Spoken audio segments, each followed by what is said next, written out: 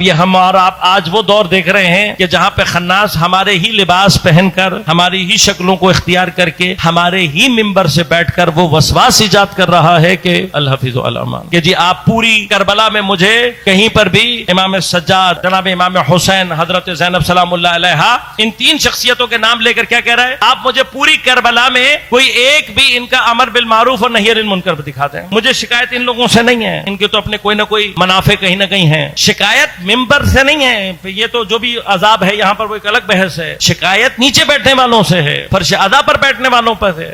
اگر ہم نے اتنی مدت میں فرش اعضاء سے مسلمات دین بھی نہیں سیکھے ہیں تو پھر ہم فرش اعضاء سے لے کر کیا جا رہے ہیں؟ اس کا معنی یہ ہے کہ ہمارا اہل بیت اطہار سے رابطہ سوائے مادیت کے کچھ اور نہیں ہے۔ ہم مجلس میں اس لیے آ رہے ہیں کہ ہمیں بیٹا چاہیے، ہم مجلس میں اس لیے آ رہے ہیں کہ ہمیں نوکری چاہیے، ہم مجلس میں اس لیے آ رہے ہیں کہ ہمیں رزق چاہیے، پیسے چاہیے، منتیں مانی ہوئی ہیں، جتنی منتیں ہیں سب مادی ہیں، تو ہم مجلس میں آنے پر مجبور ہیں اس لیے کہ ہمارا سودا ہے، یہ ساری چیزیں ہیں نا۔ اس کے بعد ہمارا اہل بیت سے کیا رابطہ ہے؟ کوئی رابطہ نہیں ہے۔ پھر ممبر پہ جو مرضی جو بول کر چلا جائے، ہماری کوئی ذمہ داری نہیں ہے۔ عزاداری کی جو شکل ہم نے قرار دے دی ہے وہ بے ہدف ہے، اگر اس کا میکسیمم کوئی ہدف ہے تو وہ کیا ہے؟ مادیت۔ کیا امام حسین کے دور میں یزید اور اس کے ہرکاروں نے جو اقدامات کیے اس سے بڑا کوئی منکر تاریخ میں کوئی ہو سکتا ہے؟ ہے کوئی منکر اس سے بڑا؟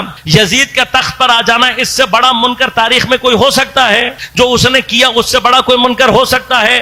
اگر کوئی سیدانیوں کو بازاروں اور درباروں میں سربراہ نہ بلا رہا ہے، اس سے بڑا کوئی منکر ہو سکتا ہے؟ اب اس کے مقابلے پر کوئی آ کر یہ کہے کہ امام کے سامنے یہ سب ہو رہا تھا، نہ امام نے امر بالمعروف کیا نہ نہی عن المنکر، اور ہم غور آپ خاموشی سے سن کر چلے جائیں۔ ایک مرتبہ بھی ہم اس سے نیچے اترنے کے بعد یہ نہیں پوچھ رہے کہ مولانا ہوش میں تو ہیں؟ جو آپ پڑھ کر جا رہے ہیں وہ ہے کیا؟ آپ جو بات کر رہے ہیں تین معصومین سے، دو ائمہ سے، ایک مقام عصمت اور فائز بی بی سے، آپ انکار کر رہے ہیں واجبات کا، یعنی امام کے سامنے منکر ہو رہا ہے، امام اس سے نہیں کر رہے، امام دیکھ رہے ہیں کہ معروف ختم ہو رہا ہے اور امام اس کا امر نہیں کر رہے، واجب کو ادا نہ کر۔ مگر امام حسین کو اپنے قتل، اپنے بچوں کے قتل اور چادروں کو دے دینے کے بعد باقی بچا کیا ہے کہ جس کے بعد امر بالمعروف اور نہی عن المنکر؟ یہ جو اپنے آپ کو پتہ نہیں کیا سمجھتے ہیں کہ ہم نے اتنے سال اگر درس خارج میں، آپ نے درس خارج میں بیٹھ کر کچھ نہیں کیا ہے، اس لیے کہ اگر آپ نے درس لیا ہوتا تو اتنی عربی تو آپ کو آتی، کم از کم زیارت آل یاسین کی ترجمہ جا کر پڑھ لو۔ کیا کہہ رہے ہیں؟ ہر وہ کام جو آپ انجام دے رہے ہیں معروف ہے،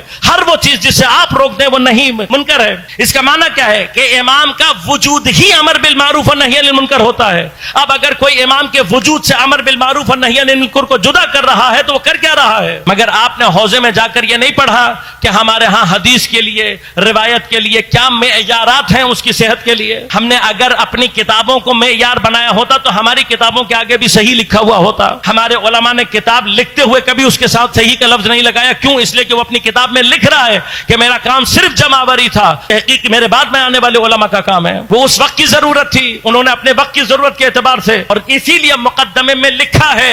اب اگر تم نے کتاب پڑھنے سے پہلے مقدمہ بھی پڑھی ہو، جو بغیر مقدمے کے کتاب درمیان سے پڑھ کر اپنے آپ کو عالم سمجھنے لگتے ہیں، اب ان کا روک تھام ہم اور آپ نہیں کریں گے تو یہ ہے سارے کا سارا لشکر شیطان، یہ ہے جنود شیطان کے۔ اب ان کے بعد شیطان کو کسی اور کی ضرورت ہے؟ لیکن پھر جنود رحمان کا کام کیا ہے؟ کہاں پر ہے وہ جنود رحمان کہ جو آگے بڑھ کر ان کا راستہ روکے؟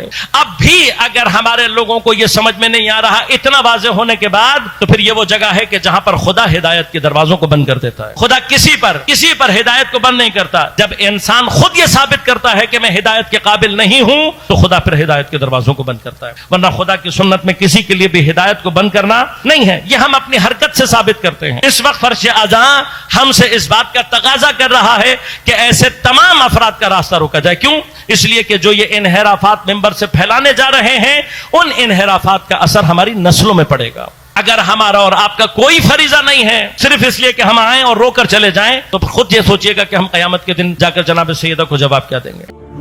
برائے مہربانی ہمارے اس چینل کو لائک کیجیے، شیئر کیجیے، کمنٹ کیجیے اور سبسکرائب کیجیے، اور بیل آئیکن کو پریس کیجیے تاکہ آگے بھی ہماری ویڈیوز آپ کو برابر ملتی رہیں۔